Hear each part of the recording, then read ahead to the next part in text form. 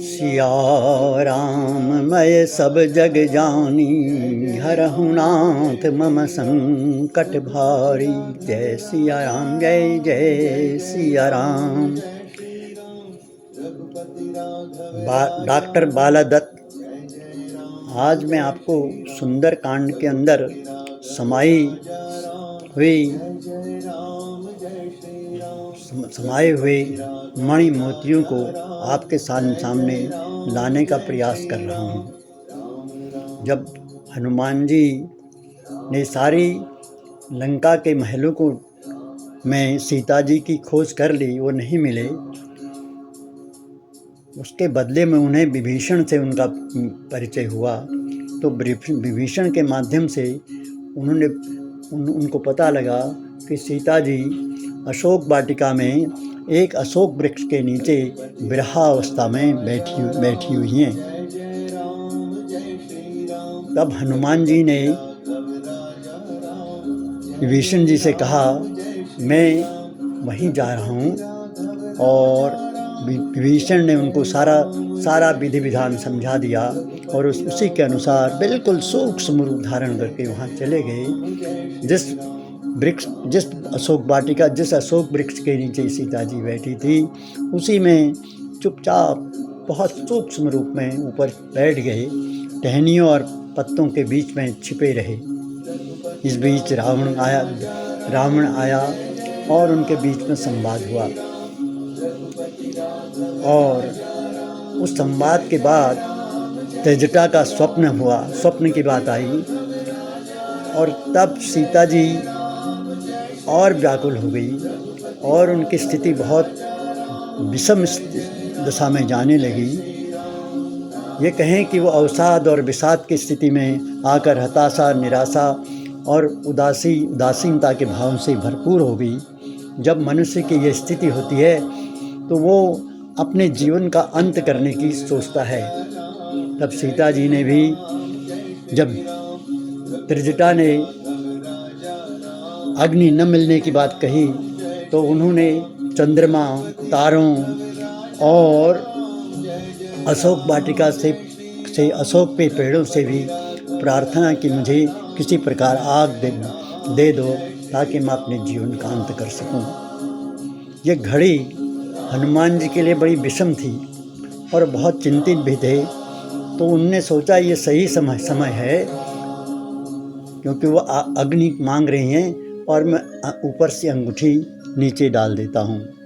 उन्होंने अंगूठी डाली और अंगूठी डालते ही सीता जी ने सोचा कि मुझे ऊपर से अग्नि मिल गई है। तो जैसे ही गई तो सुंदर उनको अंगूठी मिली। अंगूठी देखते ही उस पर अंकित सुंदर देखा। तो उन्होंने कहा, ये तो प्रभु राम की अंगूठी है। और उसकी जांच पड़ताल करने के बाद उन्होंने पाया कि ये माया से ऐसी बनाई नहीं जा सकती है। इसी बीच हनुमान जी ने अपनी मीठी वाणी में पूरी कथा कहनी शुरू कर दी। और जब वो कथा पूरी कर रहे थे और साथ में जय सिया राम भी कह रहे थे, तो सीता जी ने कहा, जो इतनी मीठी कहानी सुना रहा है, भाई तुम नीचे क्यों नहीं आते हो?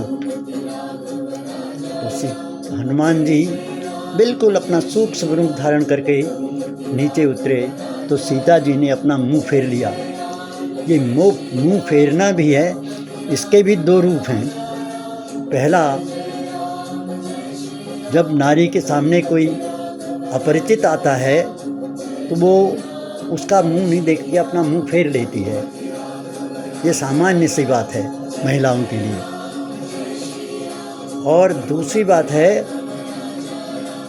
कि जब सीता जी ने कौशल्या से श्री राम के साथ वनवास में जाने की बात कही थी, तो कौशल्या ने उनको समझाया था, तुम तो चित्र में लिखे हुए बंदर को देखकर डर जाती हो, वहाँ तो बंदर नहीं हिंसक जीव जंतु मिलेंगे, विभिन्न प्रकार की, वहाँ तुम कैसे जाओगी? तो ये बात हनुमान जी हनुमान जी भी जानते थे, तो उन्होंने तब वो डर भी गई। तब हनुमान जी ने कहा, अपना परिचय दिया, रामदूत मात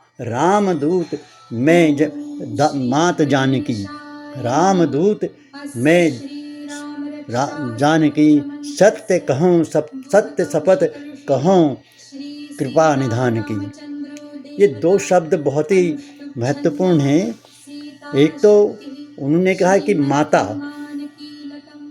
तो माँ, और सीता जी ने उनको भाई शब्द से बोला था। तो जब माता कहा तो सीता जी के मन में उनके प्रति वात्सल्य रस का उदय हो गया। और उन्होंने दूसरी बात जो कही वो बहुत महत्वपूर्ण है, कृपा निधान की, सत्य शपथ, यह मुद्रिका रामदूत मातु में जानकी, सत्य शपथ करुणा निधान की। मैं सत्य करुणा निधान की कसम खा के कहता हूँ, मैं रामदूत हूँ, रामदूत हूँ, और उन्होंने ही मुझको आपके पास भेजा है। जब करुणा निधान शब्द जो है, ये सीता जी का अंतरंग शब्द था। ये शब्द उन्हें माता पार्वती ने दिया था। जैसे पति पत्नी के बीच में कुछ शब्द उन्हीं तक सीमित होते हैं, तो वो उस तरह का शब्द था। तो उनको विश्वास हो गया कि ये हनुमान जी जो हैं कोई अंतरंग ही मित्र हैं भगवान के। तब उनके बीच में वार्तालाप हुआ। उन्होंने कहा, भाई तुम्हारा और उनका ये संगत कैसे हुई? तो उन्होंने सारी कहानी सुना दी कि किस तरह रामचंद्र जी आपके वियोग में घूमते घूमते घूमते किष्किंधा में मेरे को मिले, पंपा और तालाब के पास मिले, वहाँ से फिर सुग्रीव के पास गए, किस तरह उनकी मित्रता हुई, उसका सारा वर्णन किया। तब सीता को पूरी तरह विश्वास हो गया। और फिर आगे की घटनाएं घटी। अब इसमें ये जो प्रसंग है, ये भी सुंदरकांड का एक सुंदर प्रसंग है, इसलिए सुंदरकांड को सुंदरकांड कहते हैं। इसके अतिरिक्त हनुमान जी बड़े चतुर थे, चालाक थे, बुद्धिमान थे, और समय के अनुसार निर्णय लेने में बहुत ही चतुर थे। जब सीता जी को अपना रूप दिखाना था तो उन्होंने बिल्कुल छोटा रूप दिखाया,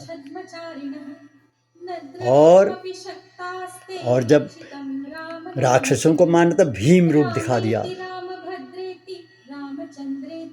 और जब लंका को जलाना था तो रौद्र मृग, सूक्ष्म, रौद्र और विशाल, विषम, ये तीन रूप उन्होंने दिखाए। तो ये भी सुंदरकांड की एक सुंदर कहानी है, इसलिए सुंदरकांड को सुंदरकांड कहते हैं।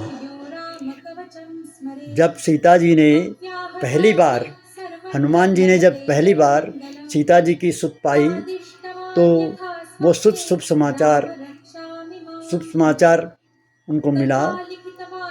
तो सीता जी ने उनसे बेटा पुकारा।